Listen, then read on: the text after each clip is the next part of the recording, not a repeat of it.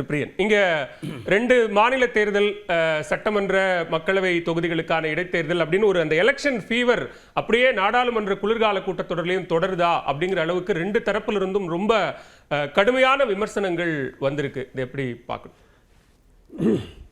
இல்லை, அடிப்படையான ஒரு விஷயம் இருக்குது. அதாவது இப்போ 2 கட்சிகளுமே கான்ஸ்டியூஷனை பற்றி ரொம்ப கவலைப்படுறாங்க. அது கவலை அது நியாயமான ஒரு கவலையா இல்லை அரசியலுக்கான ஒரு கவலையான்றதா ஒரு கேள்விக்குறியான ஒரு விஷயமாக நான் பார்க்குறேன். ஏன்னா 2 கட்சிகளுமே கான்ஸ்டியூஷனை ப்ரீச் பண்ணியிருக்காங்க. 2 கட்சிகளுமே கான்ஸ்டியூஷனை மதிக்காத இருந்திருக்காங்க. 2 கட்சிகளுமே கான்ஸ்டியூஷனை குப்பைன்னு சொல்லியிருக்காங்க. அது மாதிரிலாம் நடந்திருக்கு கடந்த காலத்தில். அதாவது பார்த்திங்கன்னா, கான்ஸ்டியூஷன் வந்தப்போ அந்த ஏற்றுக்காதது ஜனசங்கம், இன்றைக்கி இருக்கிற பாஜகவோட ஏற்றுக்கவே மாட்டோம்னு சொன்னவங்க. அவங்களுடைய ஆர்எஸ்எஸோட ஹெட் குவார்ட்டர்ஸில் தேசிய கொடியை ஏற்றாத இருந்தாங்க பல வருஷங்கள். அப்புறம் தான் ஏற்ற ஆரம்பித்தாங்க. அதை விடுங்க, 93ல் ஒரு ஒயிட் பேப்பர் பப்ளிஷ் பண்ணாங்க கான்ஸ்டியூஷனை பற்றி ஆர்எஸ்எஸ்லேருந்து. அந்த கான்ஸ்டியூஷனில் என்ன தெரியுமா சொல்லியிருக்காங்க?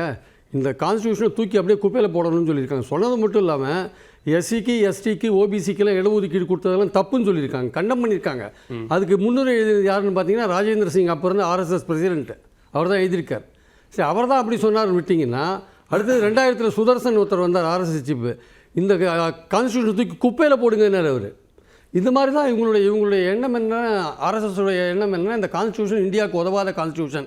இன்றைக்கி சந்தோஷமான ஒரு விஷயம் என்னென்னா, மகாராஷ்டிரா எலெக்ஷன்ஸில் பேசுகிறார் பிரைம் மினிஸ்டர், ஹர்கர் சம்விதான் கொண்டு போங்க, எல்லா வீட்டுக்கும் கான்ஸ்டியூஷனை கொண்டு போங்கன்றார். ஐயா, உங்கள் மூதாதையர் தானே கான்ஸ்டியூஷன் குப்பைன்னாங்க, உங்கள் மூதாதையர் தானே கான்ஸ்டியூஷன் வெளிநாட்டிலேருந்து இறக்குமதி பண்ணுதுன்னாங்க, உங்கள் மூதாதையர் தானே அம்பேத்கரை திட்டினாங்க. அதெல்லாம் நீங்கள் இன்றைக்கும் அந்த மூதாதையர் சொன்ன விஷயத்தை தானே ஃபாலோ பண்ணுறீங்க. அதே 370 நீக்கினீங்க, அதே ராமர் கோவிலை கட்டினீங்க, அதே யூசிசியை கொண்டு வரீங்க, அதே ஆர்எஸ்எஸுடைய அதே அஜெண்டாவில் தானே போயிட்டுருக்கீங்க. அப்போ உங்கள் மூதாதையர் கான்ஸ்டியூஷனை பற்றி சொன்னதுக்கும் நீங்கள் சொல்கிறதுக்கும் வித்தியாசம். எது உண்மை எது போய்? நான் கேட்குறேன், எது உண்மை எது போய்? சரி, அது ஒரு பக்கம் அவங்க அப்படி இருக்காங்க வச்சுக்கோங்க. ஜனாதிபதி இன்றைக்கி ராகுல் காந்தி ஜனாதிபதி அவமதிச்சிட்டார் அப்படின்றாங்க. அவர் ஆச்சாரியார் பேசும்போது சொல்கிறாரு, எந்த பார்லிமெண்ட் பில்டிங்கும் எந்த ஜனாதிபதியும் திறந்தது கிடையாது, அது வழக்கமே கிடையாதுன்றார். ஐயா, 1927 பழைய பார்லிமெண்ட் கட்டி முடிச்சிட்டாங்க. சுதந்திரத்துக்கு அப்புறம் கட்டின முதல் பார்லிமெண்ட் பில்டிங் இதுதான். ஜனாதிபதி யார்? கஸ்டோடியன் ஆஃப் கான்ஸ்டியூஷன், அரசியல் சட்டத்துக்கு பாதுகாவலர். ஒரு ஜனாதிபதி அந்த கஸ்டோடியன்